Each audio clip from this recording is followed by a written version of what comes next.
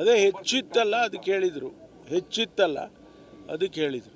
ಈಗ ಜಾತಿ ಗಣಿತ ವಿಚಾರ ಬಂದಾಗ ಸರ್, ಮಡಿವಾಳ ಕ್ರಿಶ್ಚಿಯನ್ ಕುರುಬ ಈ ರೀತಿ ಇರುವಂಥದ್ದು ಸರ್ಕಾರ ತೆಗೆದುಹಾಕಬೇಕು ಅನ್ನೋದು ರಾಜಣ್ಣವರ ಒಂದು ಅಭಿಮತ.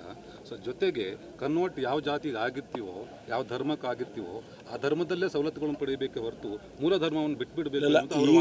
ಈಗ ನನ್ನ ವಾದ, ಅವರ ವಾದ, ಇನ್ನೊಬ್ಬರ ವಾದ ಪ್ರಶ್ನೆ ಅಲ್ಲ.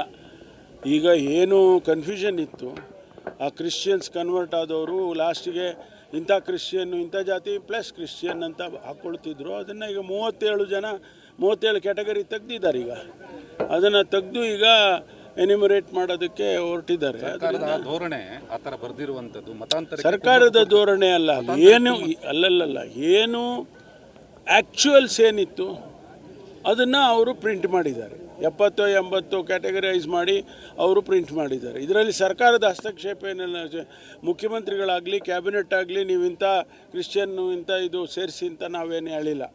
ವಸ್ತುಸ್ಥಿತಿ ಏನಿದೆ ಇವತ್ತು ನಮ್ಮ ಸಮಾಜದಲ್ಲಿ, ಯಾವುದೋ ಒಂದು ಜಾತಿ, ಆ ಜಾತಿಗೆ ಕ್ರಿಶ್ಚಿಯನ್ ಕನ್ವರ್ಟ್ ಆಗಿದ್ದಾನೆ, ಅವ್ರು ಇಟ್ಕೊಳ್ತಾರೆ. ಈಗ ದಲಿತ್ ಕ್ರಿಶ್ಚಿಯನ್ ಅಂತ ಇಟ್ಕೊಂಡು ಅವರೇನು ಬರ್ಕೊಂಡಿಲ್ಲ, ಆದರೆ ಅದು ರೂಢಿಯಲ್ಲಿ ಬಂದುಬಿಟ್ಟಿದೆ. ಕ್ರಿಶ್ಚಿಯನ್ ಕನ್ವರ್ಟ್ ಆದರೂ ಕೂಡ ಅವನು ದಲಿತ್ ಕ್ರಿಶ್ಚಿಯನ್ ಅಂತ ಕರೀತಾರೆ.